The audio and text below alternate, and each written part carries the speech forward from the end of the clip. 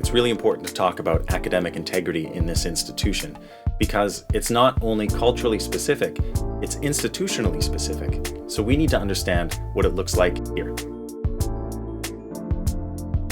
Whenever I go into a classroom, I always ask students, how many of you have gone onto the NIC website, searched for policy 306, read it, and understood it?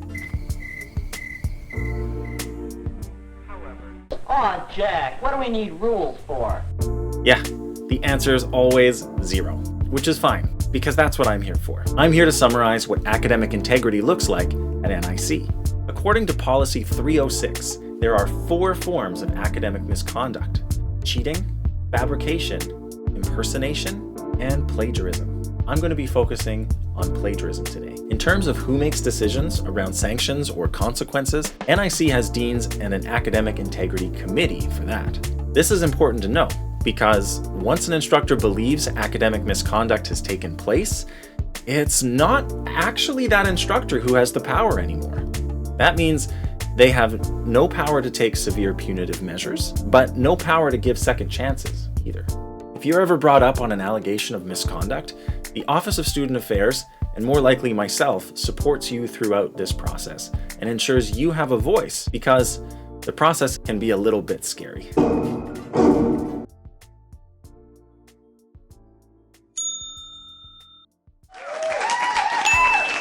Some of the possible sanctions include zeros on the assignment in question, for first offenses only, letters on your record to keep track of the offenses, remedial sanctions, like redos, but only to a point, failure in that course, or suspension. So not only can it get pretty serious, sanctions start and stay serious, even for first offenses, and even for offenses that only relate to small parts of an assessment. For example, plagiarism on one question in a 50-question exam can invalidate that entire exam. Plagiarism on one part of a group assignment can invalidate that entire group's grade. Is it worth it to risk losing out on the grades for an entire assessment on the gamble that a little bit of plagiarism will go unnoticed? So what exactly is plagiarism? A lot of people think it's maybe just Control-C, Control-V, finding an essay on the internet and handing it in. But it's actually a little bit more in-depth than that. Plagiarism is using someone else's or some other entity's words, ideas, images, data, or theories and claiming them as your own. If you're going out and finding other people's ideas and theories, that's great. It means you're doing research, but you just need to be able to cite it. Give credit where credit is due, remove credit where it doesn't belong. This goes for using content produced by artificial intelligence too. Some students ask, can words and ideas actually be stolen? Can I just use this image that I found on Google without citing it? Ideas are this non-tangible kind of thing, and those images are available freely and easily. But yes, those ideas, those pictures, they're called intellectual property, and they're protected by copyright laws. When in doubt, especially in unfamiliar cultures where laws and policies are enforced in ways that you might not be used to, take extra precautions to ensure that there is no doubt the words and ideas that you present as your own are your own. There are a lot of common misconceptions out there about what plagiarism actually looks like. Some students think as long as you're putting the ideas in your own words, it's fine. You don't need to cite. It's actually still plagiarism. If you use materials from books or from an article, yeah, you need to cite, but anything from the internet, totally fine. Also not true. Also need to cite information from the internet. Some students think that if their instructor has done an assigned reading, they don't need to cite that. You actually need to cite that too, or else you got it, plagiarism. Some students don't know that there's also something called self-plagiarism. So if you happen to have the same topic for 2 different classes and you hand in the same paper, it's called self-plagiarism. So in order to really contextualize the information, I'm going to talk about some examples of what plagiarism looks like at North Island College. We're going to start with the most obvious to the least obvious. Turning in your friend's paper, that's obviously plagiarism.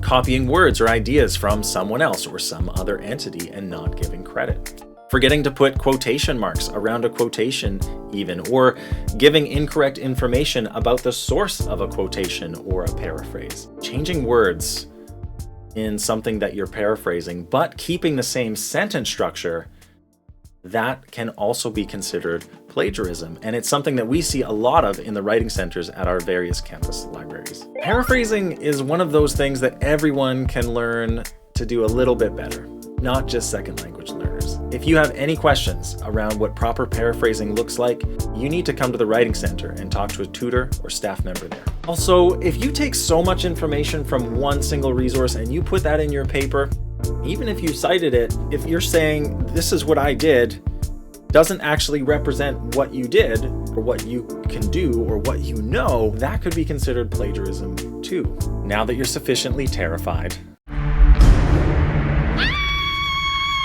I'm going to talk about some of the resources available to you as a student in order to understand how to avoid plagiarism. Most cases of plagiarism actually occur because students just don't understand what it looks like in this institution. So simply acknowledging that you're taking material from other sources appropriately will help you avoid allegations of plagiarism. You might have heard words like MLA, APA, CSE, Chicago. These are citation styles, and they provide the guidelines for avoiding plagiarism and citing your sources appropriately. I get students who are really nervous about plagiarism, and so they have this idea that they need to cite everything. That's not true. Some of the things you do need to cite include quotations, paraphrases, so when you're taking somebody else's ideas and putting them in your own words, when you're summarizing somebody else's paper or ideas, whenever you use an idea that someone else has already expressed. If you think that you have an original idea, I hate to break it to you, but you probably don't. Someone else has already had it. Whenever you make specific reference to the work of another, even if you're not including direct quotes, whenever someone else's work or some other entity's work has been critical in developing your own ideas, you have to cite. What don't you need to cite? You don't need to cite something called common knowledge. Common knowledge sounds a bit gray, so we actually break it down into 3 categories. We say common knowledge is what your average person knows. And your average person is probably not a student at NIC. Your average person might be someone in downtown Courtenay who you walk up to and say, "Hey, what color is the sky?" Probably the answer will be blue. There's also 2 other categories, and that is cultural knowledge. So, for example, most Canadians know who our Prime Minister is. People from other countries might not know that. The third category is discipline-specific knowledge.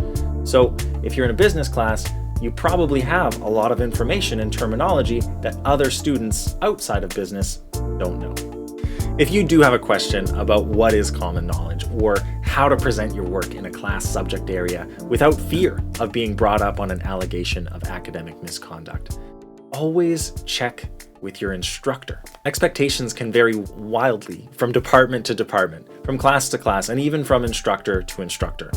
Consider that even in fields where copying content and building upon it is common, like in coding perhaps, there are specific guidelines, expectations, and norms that you might need to follow while you're here in this learning context. If you're feeling a little bit nervous, a little bit confused, there are a lot of resources available. Where can you get help and access resources at NIC? The North Island College Library and Learning Commons. They have citation guides, resources, faculty on staff, and tutors to help explain citation expectations. At the library, you can also book an appointment with a librarian. They occasionally hold academic integrity workshops throughout the semester and often do classroom visits related to academic integrity. They provide guides on how to avoid plagiarism, and they can teach you about tools that you might want to use to help you cite your information. Contact the chair of the Academic Integrity Committee. That person, in this case, me, would be happy to set up a virtual meeting with you to discuss academic writing, how to avoid plagiarism, or how to cite. Check out the Academic Integrity Matters student tutorial that's available on Brightspace and open to enrollment for anyone. The course is self-paced with a certificate of completion at the end. It takes about 30 to 40 minutes to complete and gives you a great overview of many of the things we talked about here. Last but certainly not least, you also have your instructor. Most instructors understand that citing and referencing is a learning process. So if you go to them with a question, they're probably going to help you understand what plagiarism is in their context and how you can avoid it. That's a good idea, Clyde. And I like your suggestion too, Alice. Now I know how to rewrite this.